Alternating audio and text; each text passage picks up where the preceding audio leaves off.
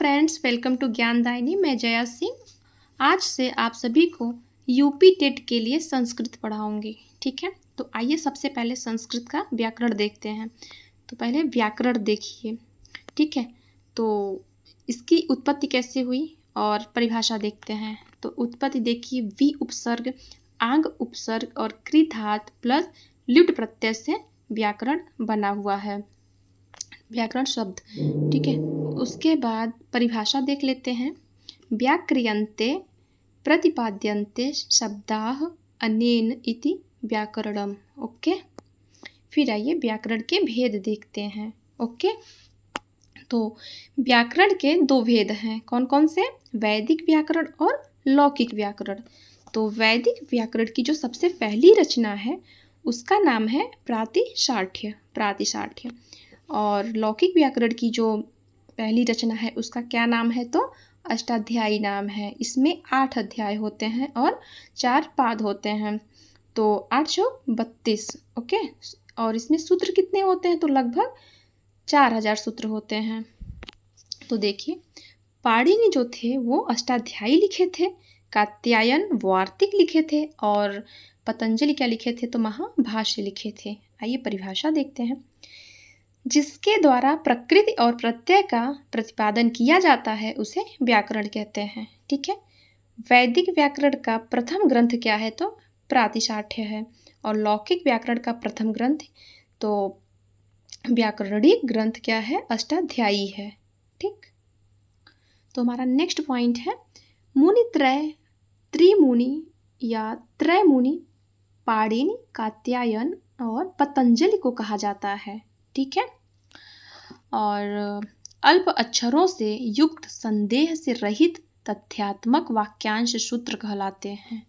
ठीक है, फिर देखिए, जहाँ पर सही और गलत के विषय में विचार किया गया हो उसे क्या कहते हैं? वार्तिक कहते हैं। वार्तिक लिखा किसने है? तो आप सबको पता ही होगा वार्तिक किसने लिखा है। ठीक है, और नेक्स्ट है जहाँ पर सूत्र के अर्थ को वर्णों के अनुसार उनके पदों का वर्णन किया जाए उसे भाष्य कहते हैं। ठीक, तो भाष्यकार कौन है? तो पतंजलि है। और भट्टोजी दीक्षित ने व्याकरण सिद्धांत कौमुदी लिखा है। ठीक है, और सिद्धांत कौमुदी में 4000 सूत्र हैं। और लघु सिद्धांत कौमुदी कौन लिखा है? तो वरदराज ने लिखा है। ठीक है, लघु सिद्धांत कौमुदी में कितने सूत्र हैं? 1275 सूत्र हैं। सूत्र 6 प्रकार के होते हैं, कौन कौन से देख लेते हैं। संज्ञा सूत्र, परिभाषा सूत्र, विधि सूत्र, नियम सूत्र और अतिदेश सूत्र, और लास्ट वाला क्या है? अधिकार सूत्र। ठीक है, तो आइए माहेश्वर सूत्र देखते हैं। ठीक है, पहले नामकरण देखेंगे। पहले क्या देखेंगे? नामकरण देखेंगे। ओके, तो शिव सूत्र जालम पहला नाम है माहेश्वर सूत्र का, शिव सूत्र जालम। ठीक है, उसके बाद पाणिनीय सूत्र। पाणिनीय सूत्र इसलिए कहा गया क्योंकि इसे पाणिनि ने बताया था। वर्ण समाम्नाय। ठीक है, वर्ण समाम्नाय। उसके बाद है अक्षर समाम्नाय। फिर क्या है? चतुर्दश सूत्र। तो चतुर्दश का मतलब होता है 14, तो 14 सूत्र हैं ये, इसलिए इन्हें चतुर्दश सूत्र कहा गया। फिर माहेश्वर सूत्र की संख्या कितनी है? तो 14 है। इति संज्ञक वर्ण कितने हैं? तो 14 ही है, क्योंकि जो हलंत वर्ण होते हैं उन्हीं को इति संज्ञक वर्ण कहते हैं। ठीक है, उसके बाद स्वर कितने हैं? स्वर यानी अच कितने हैं? तो 9 हैं। कौन कौन से? अ, ई, उ, रील, री, ए, ओ, ऐ, औ। ओके, और ये 4 सूत्र के अंतर्गत आते हैं। फिर आइए व्यंजन यानी कि हल। तो 5 से लेकर 14 तक व्यंजन ही लिखे गए हैं, जैसे कि ह या वरट, लड, इय मंगणनम, झभय, घढ़ धस, झब गढ़ दस, खफ छठत चटतौ, कपय, शक्षर, हल। ओके, माहेश्वर सूत्र को पाणिनीय सूत्र, शिव सूत्र जालम, वर्ण समाम्नाय, अक्षर समाम्नाय तथा चतुर्दश सूत्र कहते हैं। ठीक, माहेश्वर सूत्र की संख्या कितनी है? 14 है। माहेश्वर सूत्र में अंतिम वर्णों की इत संज्ञा यानी कि हलान्त्यम सूत्र से होती है।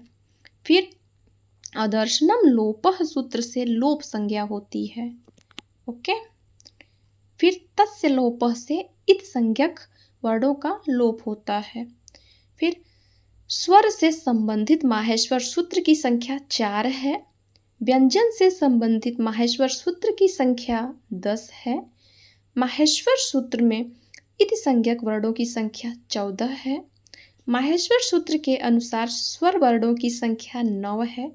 माहेश्वर सूत्र के अनुसार व्यंजन वर्णों की संख्या 33 है। हल प्रत्याहार में वर्णों की संख्या 34 है। ठीक है। उसके बाद माहेश्वर सूत्र के अनुसार वर्णों की संख्या 42 है। ठीक है। अयुड़ हयवरट इधर हल। ठीक है। अट में ह एक बार आता है। ठीक। और हल में जो ह आता है वो 2 बार आता है। ठीक है। तो आज हम इस टॉपिक को यहीं पर रोकते हैं। कल हम पढ़ेंगे वर्णमाला। ठीक है। तब तक के लिए बाय, टेक केयर।